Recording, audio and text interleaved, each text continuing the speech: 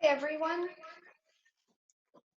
welcome to the webinar. We're going to be starting in a couple of minutes, just final preparations. While we are waiting for people to join and preparing things, I'm going to let you know about what's going to happen and how to do this on the webinar platform. So you have the option of turning on your video. However, I would kindly ask you to turn off your videos and audios as well. We will mute everyone and we will use the chat box to communicate with each other. This is for the reason that everyone hears us well. And right now we would like to check whether you're hearing us well. So if you hear us well, if you can see us well, please type yes in the chat box. You can find the chat box at the bottom of your screen. So type yes if you can hear us well.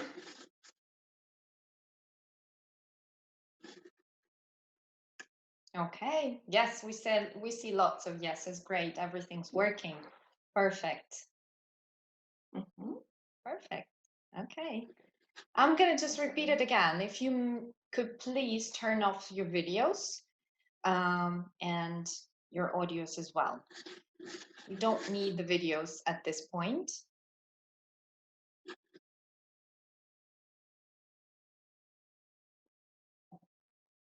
Oh, great. Okay. Yeah, more people are joining. While people are joining, Kate and I are reviewing what we're going to talk about today. Feel free to share in the chat box which city you're coming from, what's the weather like, how is your Friday mood going? Lots of questions. Yeah? Yeah. I have to stage the instruction. Okay, the city that you're coming from. Let's start from the city. Okay, so we have someone from Cherkasy. Hello, Svetlana. Ternopil. Hello, Ludmila. Ksenia from Energodar. Tatiana from Poltava. Ladies from Kiev. Thank you for joining us today. Kharkiv's here. Right, Slavyansk, Slavyan, Odessa. Great. Well, we are in Kiev here at Great Education Center, and it's Friday. Finally. Yeah. The weather is lovely. Absolutely. Looks like spring, smells like spring, and feels like spring, totally. Yeah. So how are you feeling? How's your Friday going? Can you also let us know in the chat box? How are you feeling? What's your mood like? How's it going?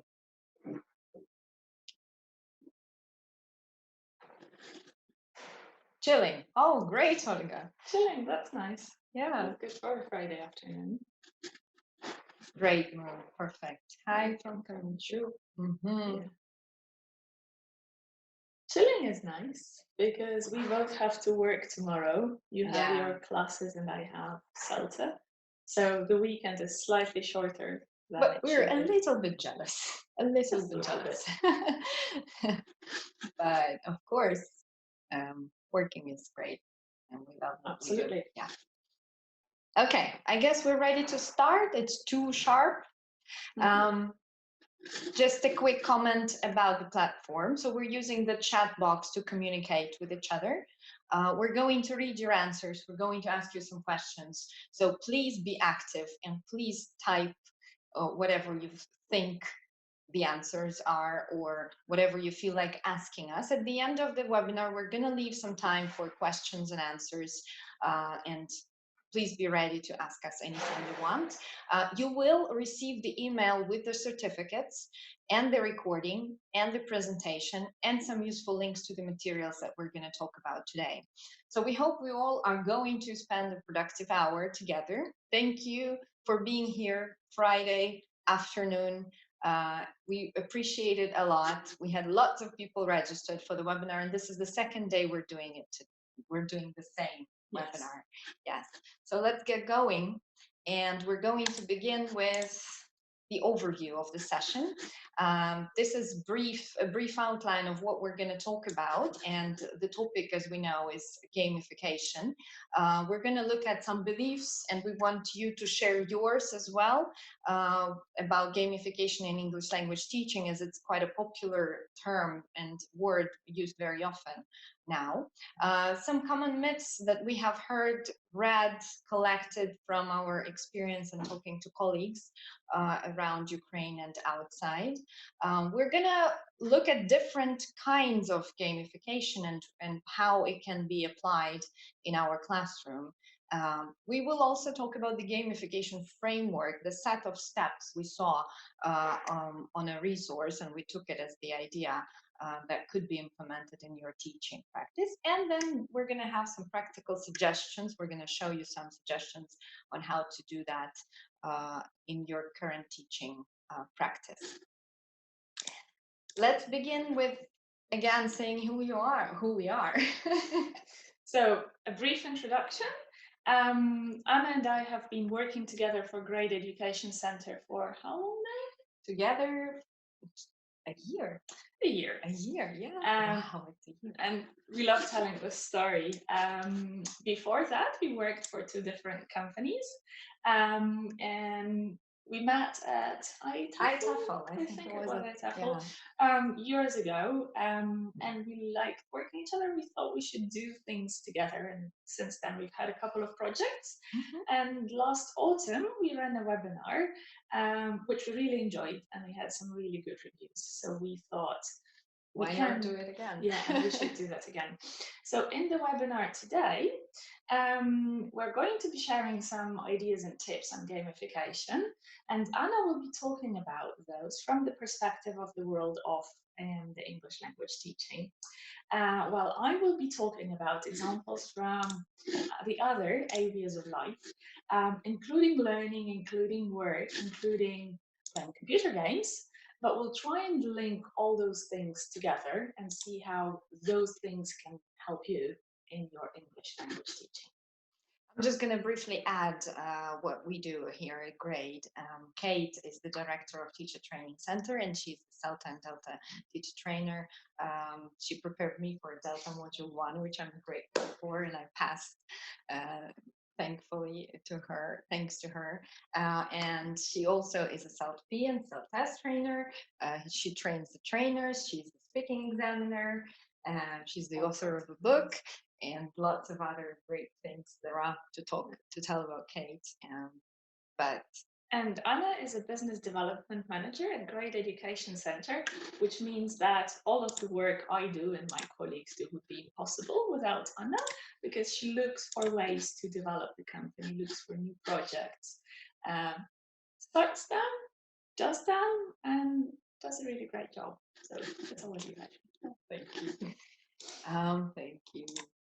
Now, so we're going to start by asking you what you think gamification is. So here, can you please type your ideas into the chat box and send them to us so that we can see? We're going to read the answers for everyone. So what is gamification? How do you understand this term?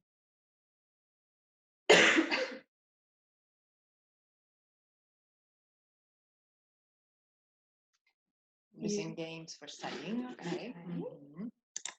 Using games for teaching, all right, yes.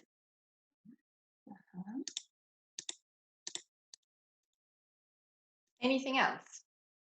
So gamification in ELT is using games, okay. Using online games, that's an interesting point.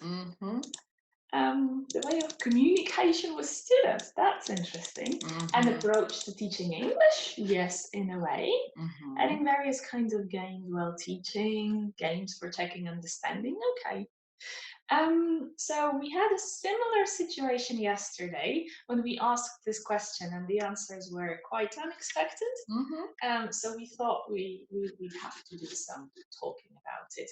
And today, more or less the same. That's not what we were expecting to see. So this is going to be a nice conversation. And I guess it means that we chose the topic which is kind of controversial, and which has something to talk about. And we're going to start from far away a little bit. We're going to just move away from ELT a little bit, look at gamification as it is, and then move on to So I'm going to just share a little private story. when I was finishing school and was at university, I had some free time and I really enjoyed playing computer games. I cannot say I was a heavy gamer. However, when I was playing games, I was really determined and was really interested in what I was doing. You can see in the picture in the top left corner, this is Heroes of Might and Magic. And if you know this game very well, if you don't, it's a game in which you have a hero and you have a castle, and you have to travel around the map to find different resources, to fight with villains, to conquer new castles and everything. So, like I said, I wasn't a heavy gamer, but I was really interested in what I was doing.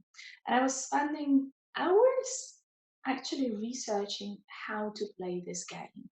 So there's different kinds of heroes and they have different abilities. So I had all those spreadsheets where I summarized the information about them. And you can also hire different warriors. Some are more powerful, some are less powerful.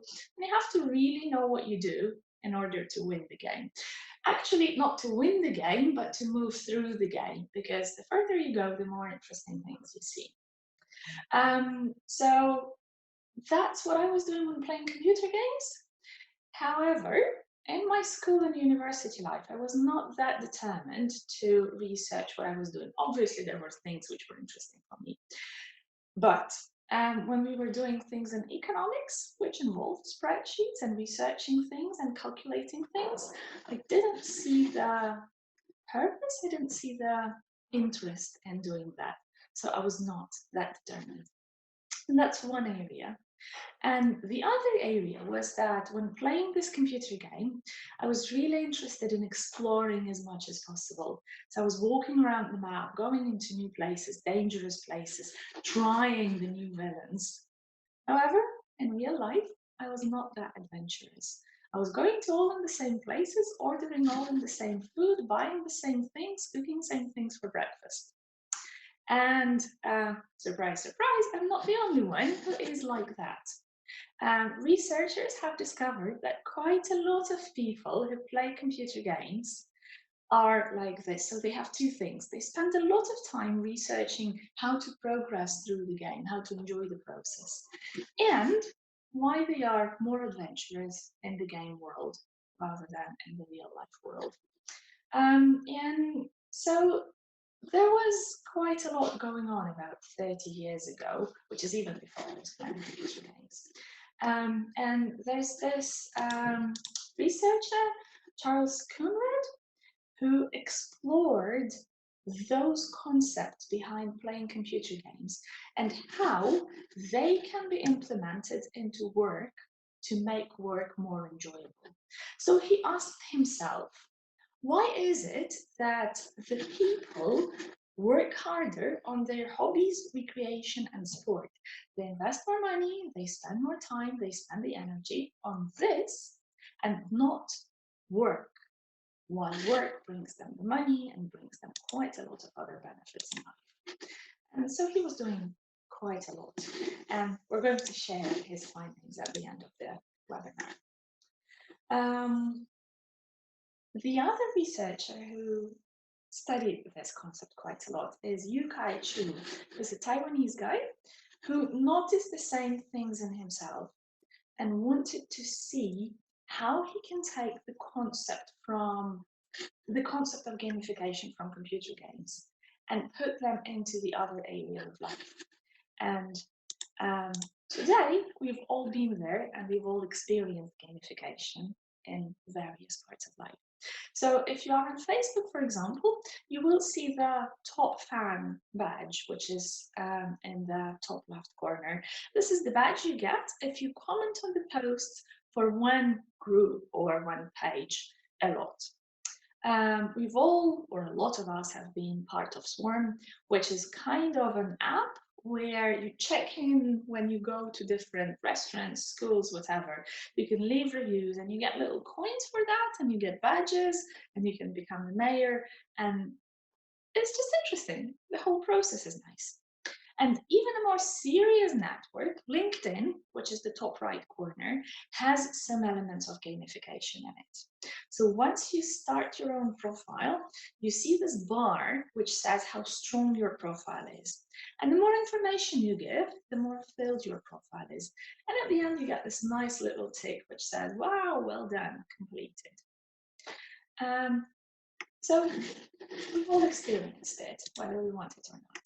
Yeah, and now we want to kind of gamify a little bit our myths and beliefs about gamification. We want to see what you think is true about gamification in ELT if we look at the phenomenon being transferred into our language teaching. So we're going to show you 6 sentences, and please read them carefully. As soon as we click, you're going to see them, and type in the chat box all the answers. So they are going to be 6 sentences.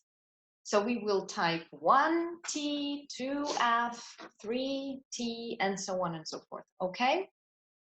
So once again, how many sentences are we going to have? Yes, 6. Perfect. Great. Ready, steady, go. This is going to be interesting because yesterday we had some really unexpected answers. Yeah. So let's see what we get. What we can hear. Yeah. Mm-hmm.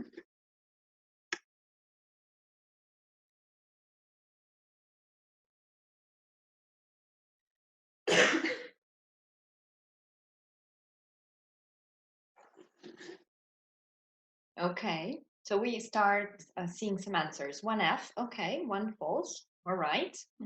Okay, okay. Pretty, yeah, we're pretty on the same page on that. All right. Okay, 2 true. Okay, so number 1, most of us think that number 1 is false. Number 2 is true. Dmitry, thank you. All the answers. Yep. Yep. 3 false. 3 true. Okay. 4 true. Most of us think that number 4 is true. Okay. What about number 5 and 6? What do you think? False and true. Interesting. Yeah, that one is tricky. Okay. 6 false. 5 false. 5 true. 6 false. 6 false. All right. So lots of us have pretty much the same answers, but some of them are different. And we're going to look at each of these statements in a bit and see whether they're true or false and why. Right now, let's see the answers. So have a look and let us know whether there's something that surprises you.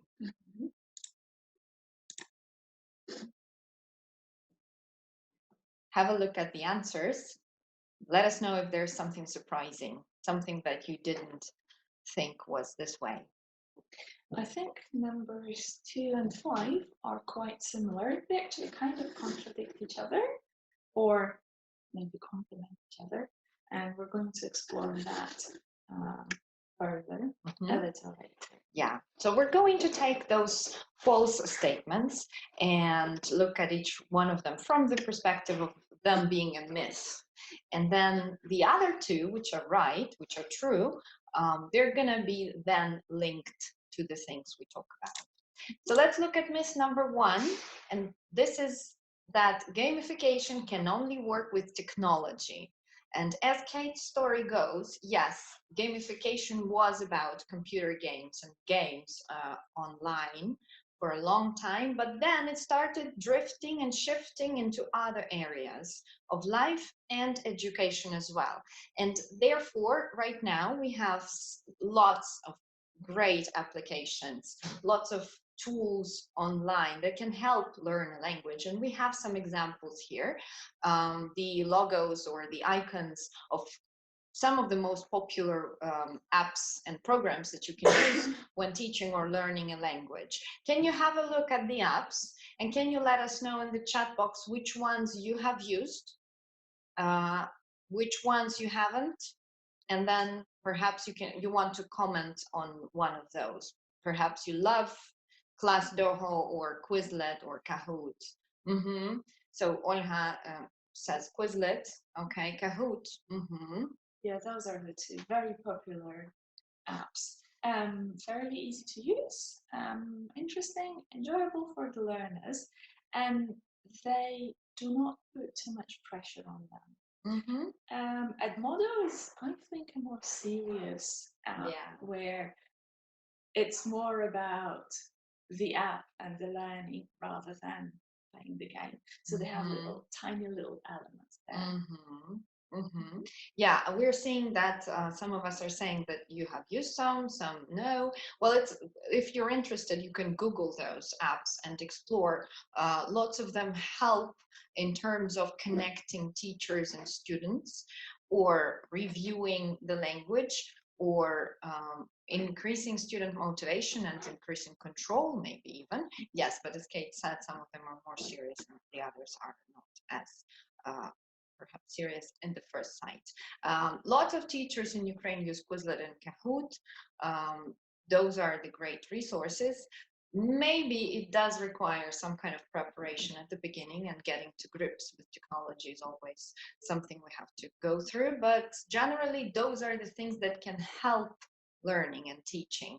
However, gamification as it is exists in each of them. But the key message here is that it's not only about technology that we can use gamification. If we look at gamification in our life, such things as a simple Apple Watch or a fitness tracker can be considered a gamified device, which makes you get up, run, do something, make those circles match. My Apple Watch always tells me the same. I can't say that it works, because I'm just looking at it and again, I didn't stand enough, or I have to breathe, or something else. But it's an example of how they can gamify any aspect of life: sports, health, sleep. Such great app as Sleep as Android, which encourages you to analyze and track your sleep and see what's going on with you and give you some tips and advice.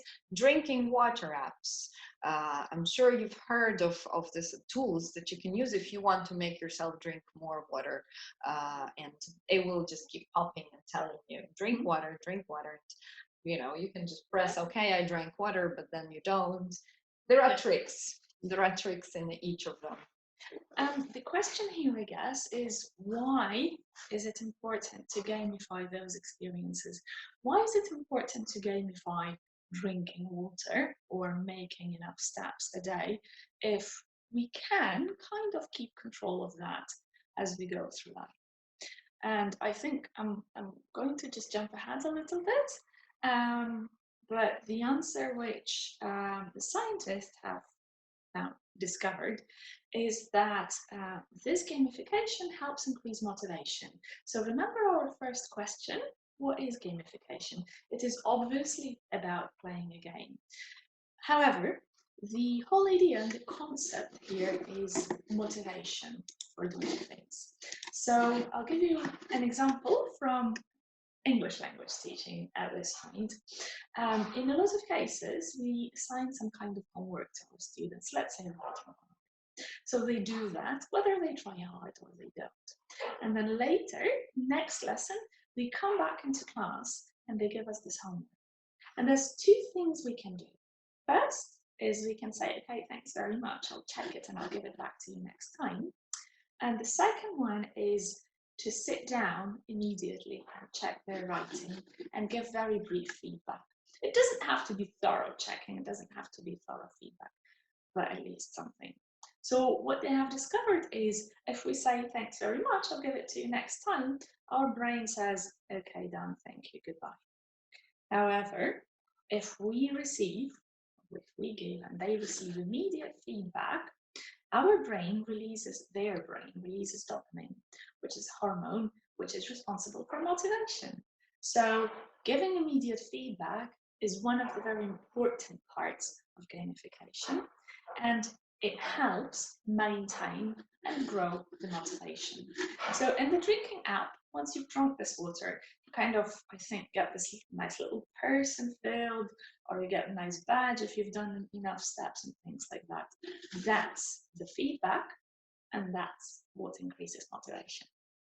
Yeah, and we also, what Kate was saying it, and it reminded me of the fact that we also live in the era of the information overload, which means that every day so many things are coming our way, and same for our students. So many things are coming their way, either from the outside world or from their apps on the phone or from their phones, that we kind of lose track of many things, and the attention is divided much more than before, and therefore the apps that we're showing or the gamification principles that we're talking about today help kind of bring back the focus and increase the focus thanks to the motivation and immediate feedback. And it means that the pace of everything is actually changing, and we all are living faster than before. That's why the English language classroom is also impacted by that. So we're moving on to myth number 2. And this is gamification is all about playing games. Which, yes, it is. It's all about playing games. But there is a little more to it than that. So we know that there are 2 types of gamification. This is explicit gamification and implicit gamification. Like I promised, I'll just give you a couple of examples from non-ELT areas. So this is not functioning in Ukraine. However, in the Americas and in Europe and in some other countries, McDonald's has had a highly successful campaign, which is the McDonald's Monopoly campaign.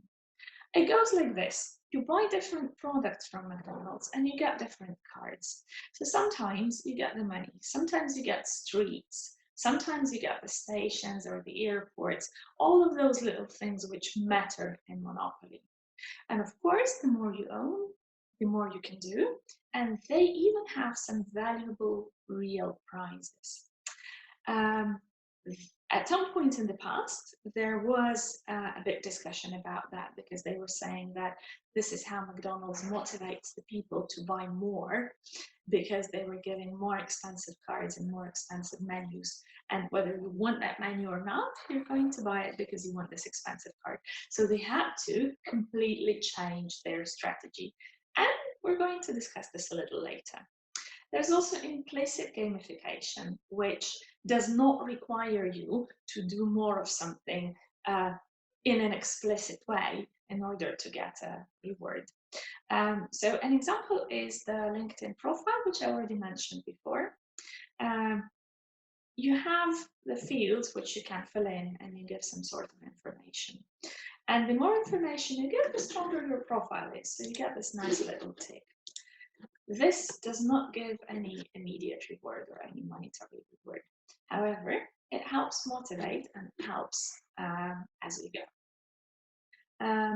When we think about those, they are kinds of games. Monopoly is obviously a game, and doing something in order to get ticks is also a kind of game. Okay, let's be honest here. It's fairly difficult to say it's enjoyable or fun.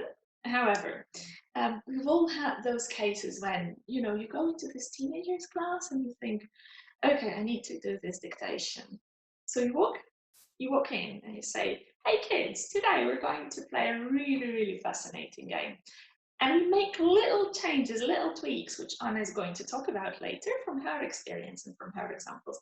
And we say, hey, a fantastic game today. We're going to have this something. You're going to run and write, which is essentially a dictation. So games can be different. As we know, tic-tac-toe is a simple game, which, however, in a lot of cases results in a draw, which means that it's less enjoyable and less engaging. People lose interest. However, in chess, there are so many different opportunities, and it's so cognitively challenging that people want to keep playing and playing again. It's virtually impossible to walk through all the possible steps there, while in tic-tac-toe it is. So when choosing a game for gamification, we have to be very, very careful with what it is we actually do. Do we want something simple, which will fade after some time, or something cognitively challenging, which will last? So to summarize this, if we think about a game is something, a system in which the players engage in an abstract challenge. So there's rules, there's feedback, there's results, and there is obviously an emotional reaction. Remember I said the brain releases dopamine. However, it's all very, very abstract. So it all, again, comes down to motivation, feedback, and dopamine. Sorry. Yeah. So gamification, however, is using those game-based mechanics, using the environment, the aesthetics, and to engage people, to motivate them, and to promote learning and solve problems.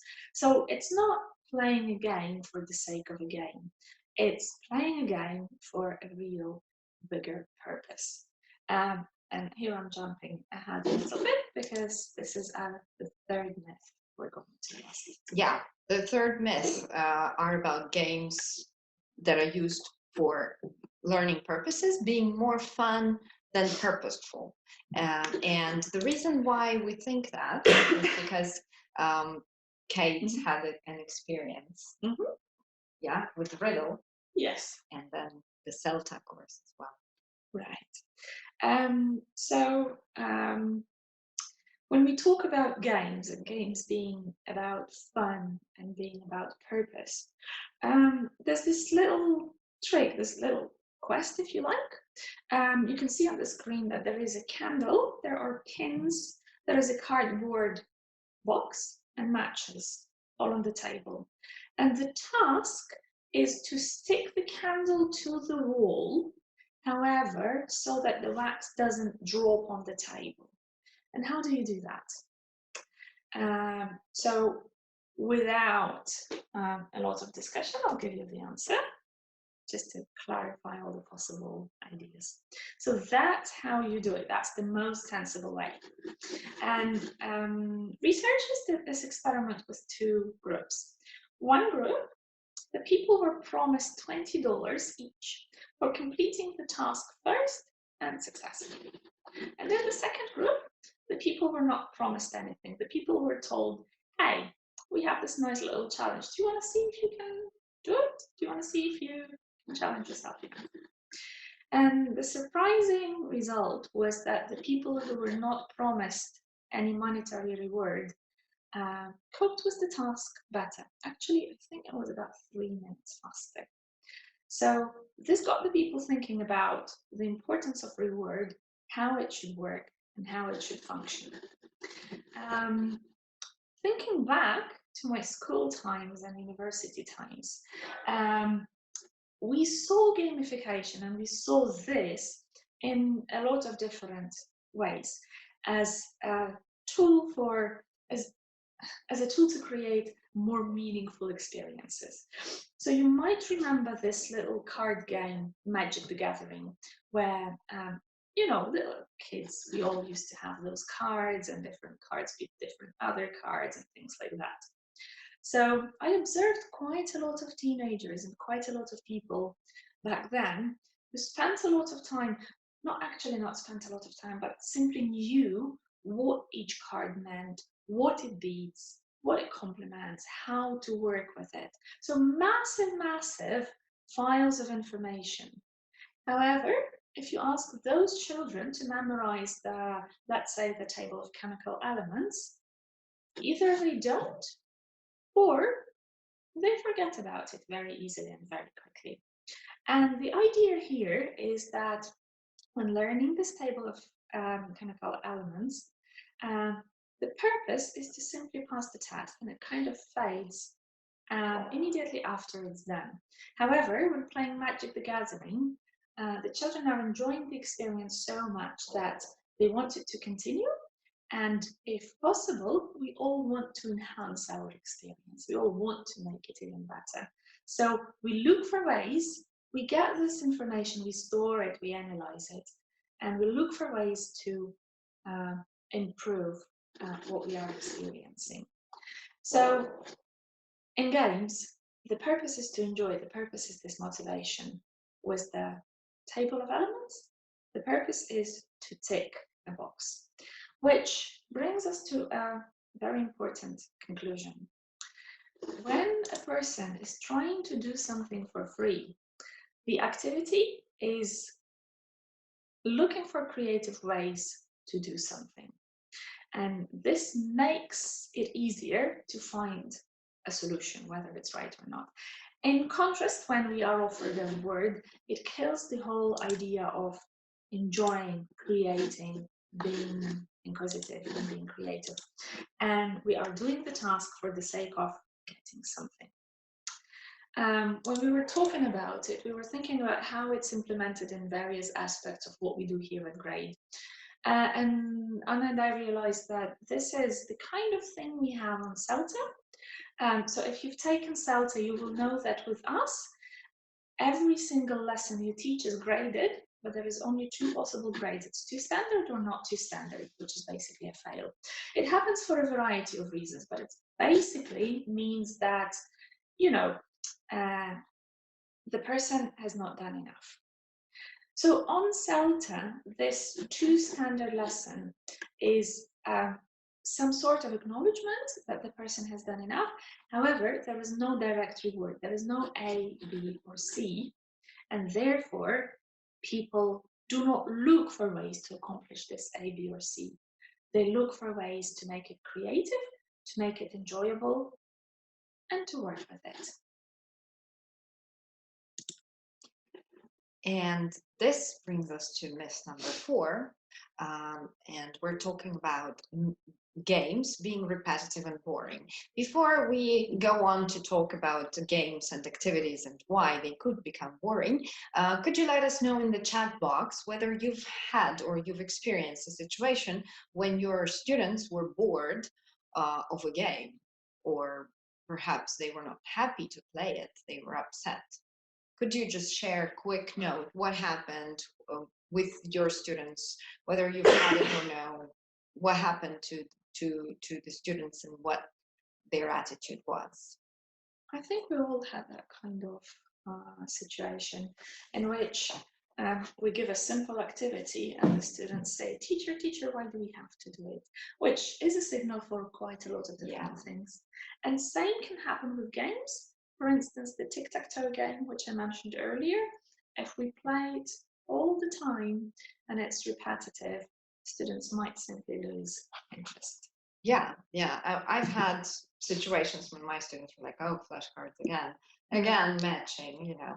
And the one aspect and one probably age group that might not be bored of playing the same game would be kids. Primary school, and that's a different story because you have your own routines, and if kids know the rules and know what to expect, they thrive on that, and they actually want to do it if they know the rules, even though of course you should have different content and the words. Okay, so Ludmila is saying that once at the 7th lesson, so it was the 7th lesson in a row probably, yeah, if they were playing games for 7 lessons, yeah, right, they would they never get bored of playing. Oh, great, that's good. They actually didn't want to play because game required speaking and they were afraid of speaking. That's a very interesting comment.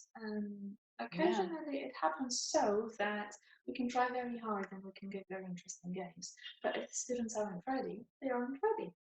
So there's more into it. The rules could be too complicated. Sometimes when we want to make something more engaging and fun with for our students, we can focus too much on the game itself and lose track of why we're doing it, and we're going to come to that point as well.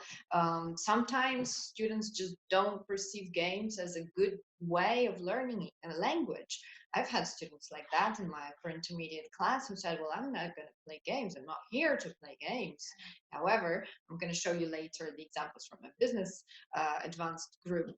They love playing games, but they're just a little bit different. So sometimes it's even perhaps good to not say the word game and to wrap it all up in another way and to show them that it's not a game, it's something exciting and engaging we're doing all together, which will then help to build teamwork. Oh, they asked to play again, what I was saying. That's great. That's great. And you also have a nice comment. They just have their favorite games and ask to play them again and again, which is a pretty standard situation.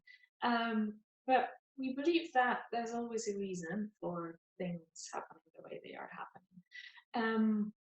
What comes to my mind immediately is probably there is something that they get from the process of this game, which helps release dopamine, which puts them into this state of happiness, motivation, and so on. What is it?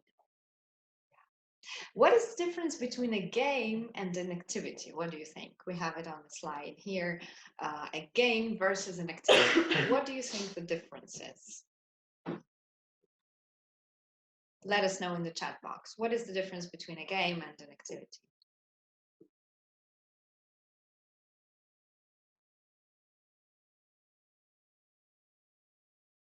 So we're waiting for answers still. There are winners in games. That's good. Game is a type of activity. True. Game requires situations. Game is always a challenge.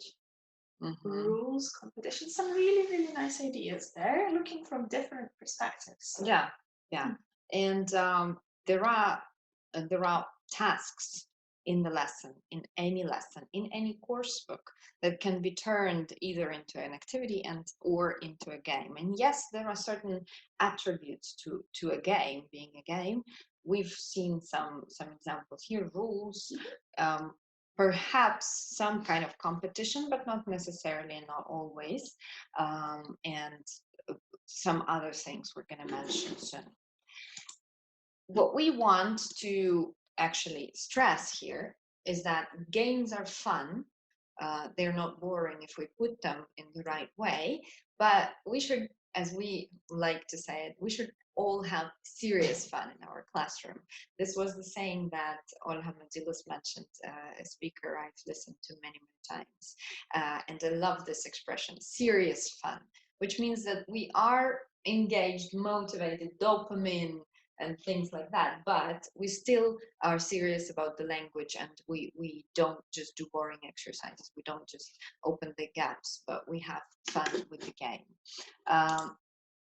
For example, if we look at a typical role play, and I hope that you will agree that that's quite a typical game in the classroom, a role play at a cafe, say elementary level or even higher, you're learning some phrases, how to order things, how to then ask for the bill, ordering and offering things. And you have a role play where one of them is a waiter, another one is a student, and you just give them the instructions. You're a waiter, you're a student, order something and bring something. Typical. But how do you turn it into a simulation? How do you gamify it a bit? So what we thought we could do in this case is to add a little bit more of a challenge by saying, okay, but you as a customer, you have only 500 hryvnias or $500 and you're in a posh luxury restaurant, but you don't want to eat more than 2,000 calories, or but you're a vegetarian, or but you're allergic to something. Yes, and then the waiter has to make the customer order food, and the more the waiter sells to the customer, the more tips he potentially can get. So there are different levels of challenge you can add to the game and make it a kind of a simulation and a longer activity in the lesson. It will require some kind of preparation, the menu, the roles, perhaps the money, something to make them look like a waiter or a customer if you need, depending on how much time you have available to prepare all of those things. But we think that that's one of the ways we can turn a simple, typical activity into something more in terms of gamification and using the principles of that. And the principles of gamification are to follow, but one of them is a story, and some others, such as the way you put it out there and the way you build and structure the stages. Another question that we ask ourselves often is, how do we gamify our typical learning materials, the course books that most of us are using, I'm sure. We are planning lessons, we're usually short of time. We want to think of something new and creative, and we're looking at sometimes the same exercise, such as read a text or match the words to the definition. And how do we gamify it? And in a lot of cases, actually, we have tight syllabi, so we have to move through this course book within this limited period of time. So gamification, adding some other games, taking the course book and doing something with it, there are ways. Yeah, here at Grade, what we do when we work with, when we advise each other on the teaching procedures, what we try to do first, in the first place, is saying, okay, look at your course book, look at each task. How can you change it or adapt it in order to make it more engaging, more effective in terms of practice, and motivate students to do more. Some of the examples are here on the slides, very simple ones, and that's a very simple, basic way we can gamify our lessons. Gamification can start from changing or adapting one activity to building the whole lesson or a sequence of lessoning, wrapping them all into something that connects them, which we will talk about later. But I'm sure you've heard of the flashcards and the way we can do that. Sometimes we can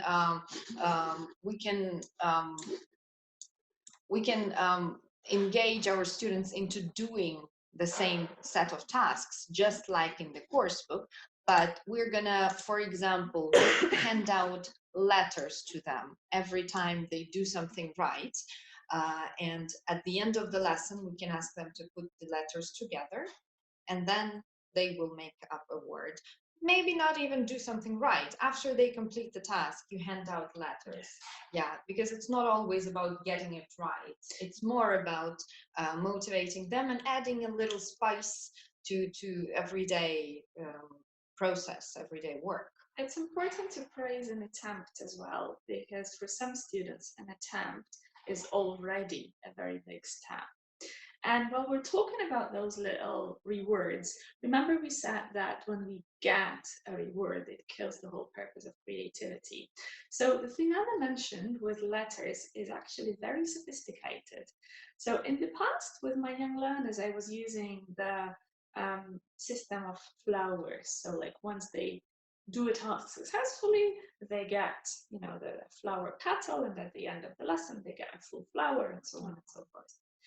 Which is nice, and it isn't, because what happens at the end of the lesson is they count how many petals they have, they compare each other to each other, and it kills the whole purpose of enjoying it and going through and being creative. They don't want to just be creative, they want to move through the tasks to get this petal. And there's a big discussion in the modern world about the fact that it's better not to compare yourself to somebody else, but it's very important to compare yourself to yourself yesterday. If there is some growth, improvement, or something like that, that's what matters. That's a very global question and discussion, because grading or giving out some kind of points will always mean that they're comparing, the students are comparing each other. And we strongly believe and hope that teachers will use not the grading system in the first place as the way to motivate students, but these little tricks and things that will make them want to do more. And gamification is one of the tools that can be used. Not give out, for example, grades at the end of the class simply because the teacher said so, but thinking of something that can help them analyze their own performance and not never compare with each other. Maybe not never, but not stress it so much.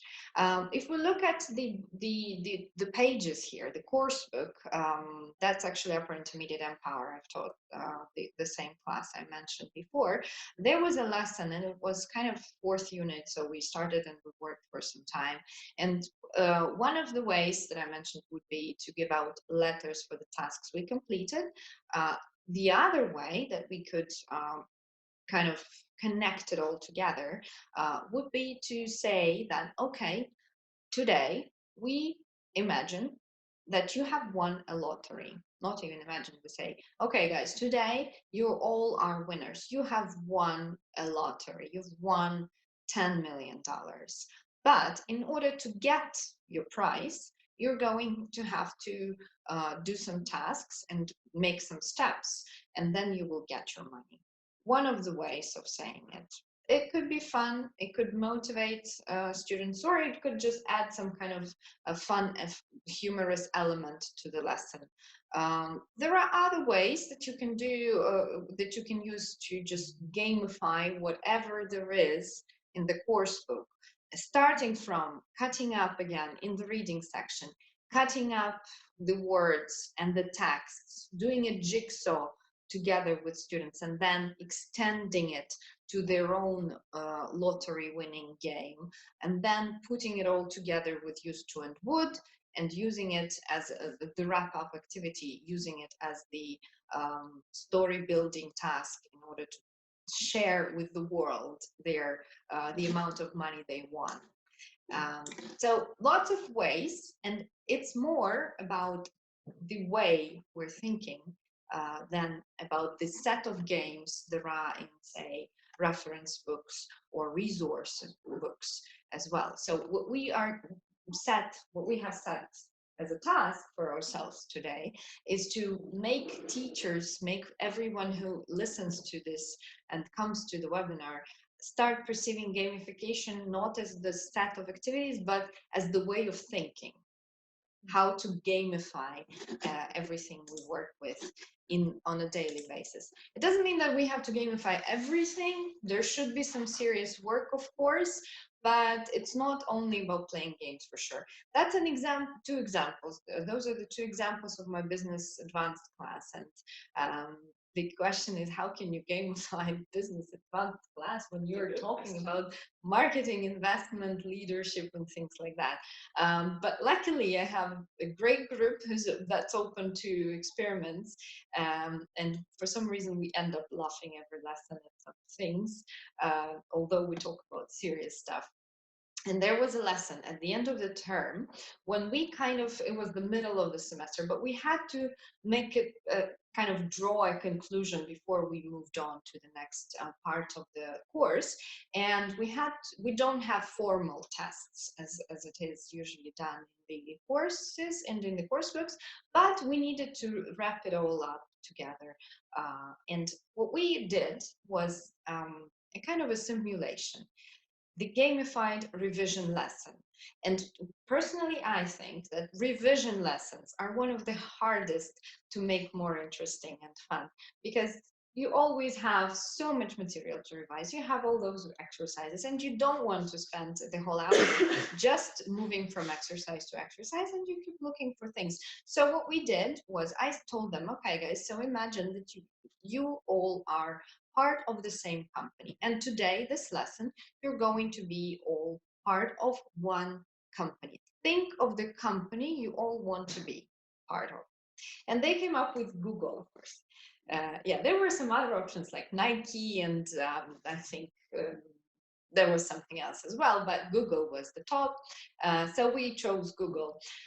The sequence of steps were prepared beforehand, of course, but some of the options were there for them to choose, and those are the things we cannot prepare oftentimes. And in this case, we said, okay, we all work at Google. Now, let's imagine that we are part of the departments. Google is a huge company. I have 9 students in the group. So we had to choose the departments and to divide ourselves into HR, marketing, finance, and things like that. One of the students was the CEO. He was very happy to be in charge of Google, of course. Then there was a challenge and the aim of why we were doing it. It's fun to imagine, but there is language practice to be done.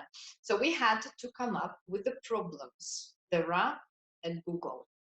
And that was a challenge in terms of language and in terms of ideas, because, you know, what kind of problems can Google have? So they Googled the problems. They Googled. Yeah. Yeah, but it was all linked to the language use, that these phrases that we had for suggestions, for commenting. We held a meeting afterwards discussing the problems that each department presented. So one of the elements that we had to go over was presentation, either individual or pair, group presentation. This time it was kind of a group, small presentation of a group at a meeting, holding meetings, presenting, using the functional language. Then the next step was to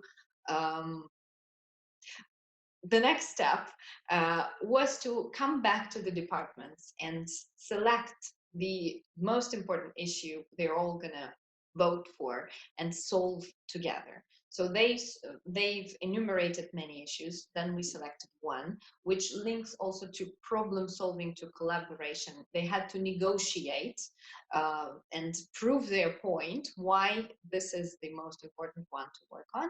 The CEO had his say, of course, and then we said, okay, the CEO does have a budget that he would like to allocate to either of the departments to solve the most important, the burning issues. So now you have to prove it to the CEO that that's the problem we have to start with working on first. And then we had to come up with a solution. Lots of stages. Of course, you can make it smaller. It takes almost an hour to do it, but it's kind of a gamified revision / presentation lesson that we can have, not only with business. We can do it with general English as well. We can say we're on a desert island. That's a very popular long game that we can do. We can say that we're all flying to Mars. Yeah. Elon Musk is launching a rocket. If it's teenagers, they should be excited about that. If they are into the whole technology stuff and Elon Musk. The other the other example I wanted to share was the presentation and delivery lesson, same business English class, but this time we had to deliver the presentations individually, and presentations are part of the course, and those are kind of informal assessments that we do. And yeah, we had 8 people presenting. And in order to not to just make it a sequence of presentations, we thought that a good idea would be to wrap it all up into a conference. And since Kate and I attend lots of conferences, we thought, why not make our students attend one? And so they had a conference. We said, okay, we're holding a business conference now. Their presentations were about their own work environment and teamwork at work, leadership, risk taking, and the topics we discussed. Some attributes of a conference, such as badges, conference program that could be just put up together, and the way we delivered it together. So the person presented, the Q&A followed, the feedback from the audience, and then the teacher followed as well. So that's not a game in the way of, you know, thinking of a game. It's not a set of cards, but it's kind of more of a long line of steps that we can try and implement if we use game design thinking, if we say it this way. If we look at other examples, primary school, for example, exam preparation, difficult sphere to imagine gamification in action, actually, but in young learners exams preparation, the Cambridge Young Learners exams, almost everything kids do is gamified. you can see some examples of the materials for exam preparation, and almost every task uses some elements of gamification. Lots of times they are all the tasks or the story, the tasks or the units are linked by one story. And if we look at the examples of the exam itself, the kids exam, the young learners one, it also uses elements of gamification. For example, the starters exam for 7-year-olds, 8-year-olds, they have to listen and color the object they see. This is the lowest level, we can say, of gamification, when we just add an element into one activity or several, but still we can gamify even exams, and we're going to show some more examples of exams and how it works there too today. The other example is when they have to write in a word at the starters level. Again, they cannot write. We do not expect them to write, but they can select the letters and just copy them into the spaces here. When we were preparing for the webinar, we asked ourselves a question: why is it beneficial? Why should we talk about it for the whole hour, and what our teachers will then use it for? The key point that I would like to stress here is that it can work both ways in terms of language practice, in terms of motivation.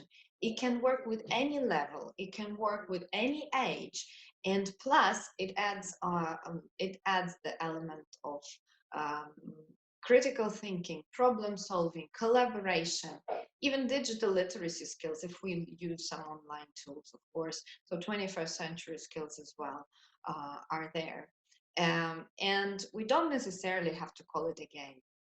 As long as we set a context, and as long as we make a twist to what we usually do, the gamification already starts working in our favor. So to kind of summarize what we've been talking about here, I'd like to refer back to the example from other areas of life. And this is, remember I told you about the gentleman Charles Greenwood, who researched who researched the game of work. And the question was, why is it that the people spend so much time and money on their recreation and sport rather than on work? How can we make work more engaging for the people? And so he came up with 5 aspects which matter for gamification, and they're fully applicable in the world of ELT. So for example, when we are doing sports, at a gym, we have clearly defined goals. We want to lose weight, we want to shapen up our body. If we're collecting stamps, and this is our hobby, we want to have some kind of a collection.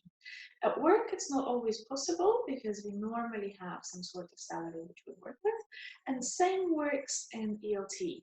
If there is no clear goal for this activity, for example, present the findings to the CEO of Google, as Anna said, students simply lose motivation. The second thing is better scorekeeping and scorecards. Again, when we go to the gym, we keep track of how many push-ups and pull-ups we did.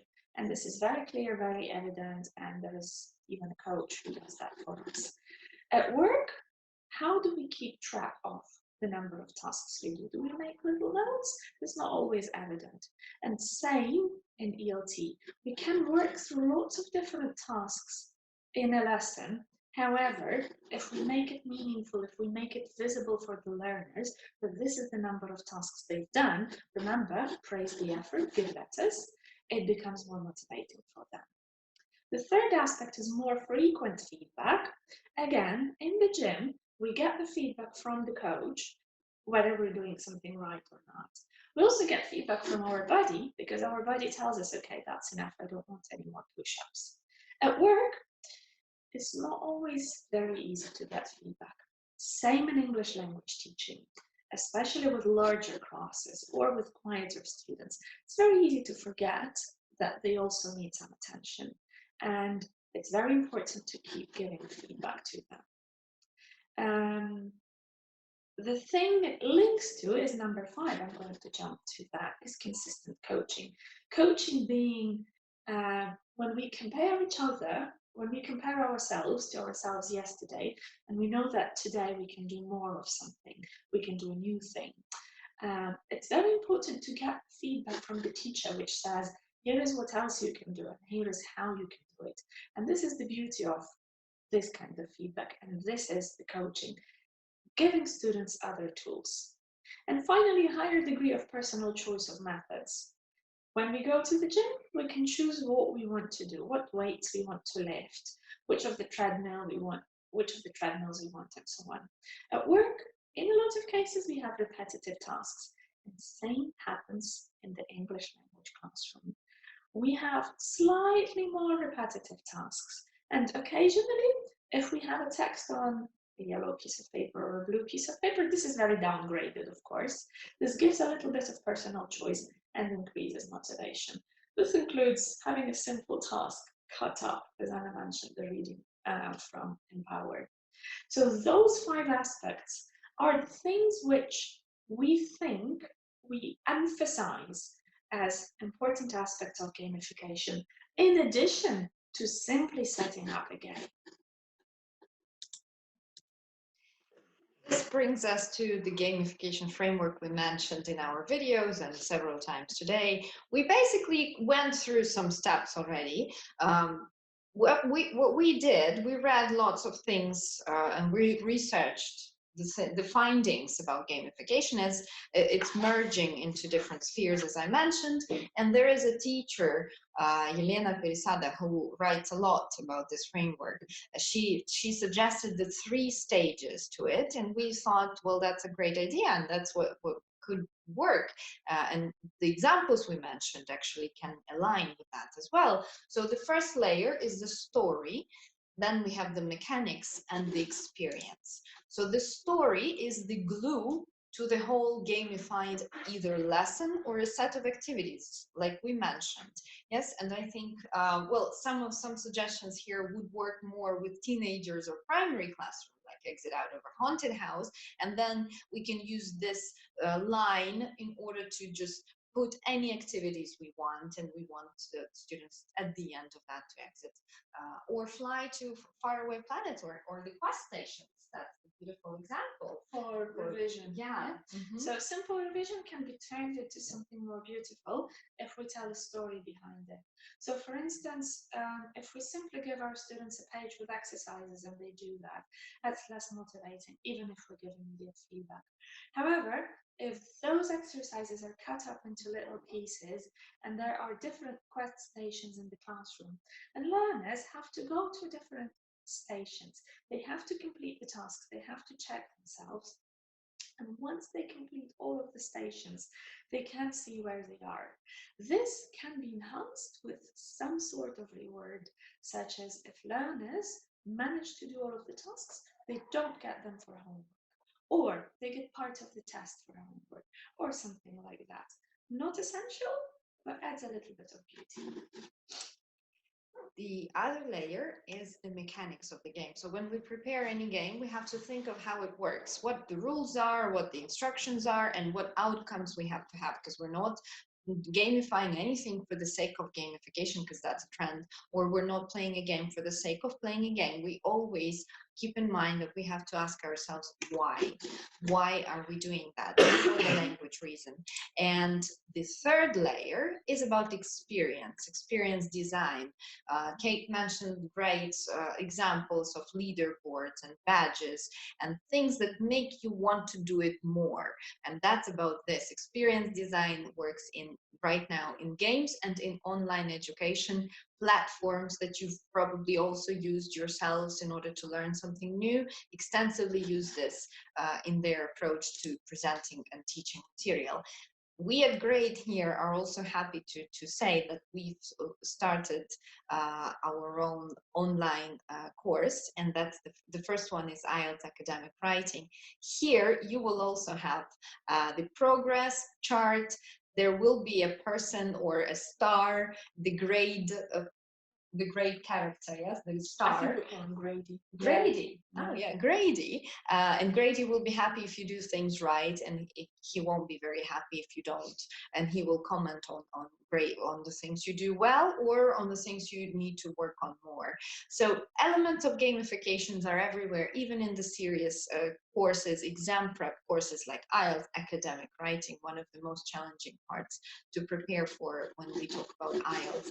If you want to look at it yourself, you can go and check it out at gradeonline.com. There is a free trial, but if you decide to go through with the whole course, it has more than 500 tasks, you can use the promo code GRADETEACHERS and get a 50% discount. We will email you the same information after the webinar, together with the certificate and with the PowerPoint presentation. So go and look yourself. It's quite interesting and exciting. Can help a lot with exam prep if you're doing it with your students. Another example of a gamified exam and the way we can do it, even not with kids but with adults, is the new computer adaptive test Linguaskill. This is an online computer test that lets you get your certificate in 48 hours. It uses artificial intelligence and lots of gamification elements such as progress bar. You never know what task is going to come up next, because you know that the system selects the next task depending on how you answered this one. There won't be a smiling star, unfortunately, because it's still an exam and Cambridge takes it very seriously. But I personally monitored the IT guys in a company who were so excited to go through the test and receive their certificate, their statement of result, which can be considered kind of like an achievement in this case. And the interactivity of it makes it more fun and engaging, not just an exam, and you don't have to prepare for this one. Usually when we do exams, we prepare for them, but Linguaskill lets you take the test and see what you have in every skill: listening, reading, writing, speaking as well. Wrapping it all up and moving towards the end of it, here are some thoughts on what teachers should consider when introducing gamification. And we mentioned lots of them, actually. Just a couple of things here, perhaps the aims of the lesson and the lesson planning, of course, because lots of the ways we mentioned today take time. They do take time. So better to put it as a layer onto your teaching materials. Student interaction. It's always about making students speak more and focusing on them. Personalization. Think how you can personalize the game. If you select the topic, I don't know, such as the Swiss banking system, and they have no idea what it is and how to work with it, perhaps students will not be engaged and motivated to do it. Grading and point scoring, we mentioned, might be tricky. So perhaps make sure that your students are not focused on points, they are focused on tasks and the achievements they get. Not in the form of points. And gamification links to the principles of communicative language teaching, as in here we have the emphasis on learning to communicate and convey the message rather than learn the language for the sake of learning the language. And I think that's one of the fundamental principles of communicative language teaching, gamification, that we shouldn't lose track of the fact that we need to use the language for the real reasons, for conveying your message. And the more you make your students focus on conveying their message, the freer they might start speaking. Once it becomes emotional, once they have an internal incentive to say something, it becomes more natural to them. And their own personal experiences, of course, are more memorable than reading about someone else or something else that they cannot relate to. Absolutely. Once more, that's the online course we are launching here at Grade. If you're interested in looking at a great resource in terms of IELTS academic writing preparation, it's been prepared by the experts of Grade Education Center. We have more than 10 years experience in IELTS prep. You can go to gradeonline.com and see it yourselves. If you're looking for ways to prove the language level, or if you're thinking of taking a Cambridge exam or IELTS, but you're not sure of the level you have currently, Linguaskill can help you with that. Companies right now are getting interested in evaluating their own employees level. That could be a great tool to see the progression of the students, and you can check it out and see more information at our site, Great UI Linguaskill. Fill the form if you're interested. We can let you know about the other aspects of that as well. We are starting a CELTA online soon, and we will also email you the dates and the links to CELTA online part-time. We have so many different CELTAs now, and we can proudly say that we're the biggest CELTA center, right? We are, that's for sure. Yes. Our contact details are here on the final slide, and please let us know if you have any questions, if you would like to work together with us. We are a bit over time. We are today, but I think we can take 1 or 2 questions if you don't mind. So please type your questions into the chat box if you have any questions. If not, we're very grateful for your time and energy, and we're grateful for your participation. And we'll see you in our next webinar, because we should do it again. Okay, so we're waiting for the questions, and we'll be answering the questions as we go. And thank you very much for all your kind comments you're sending in the chat.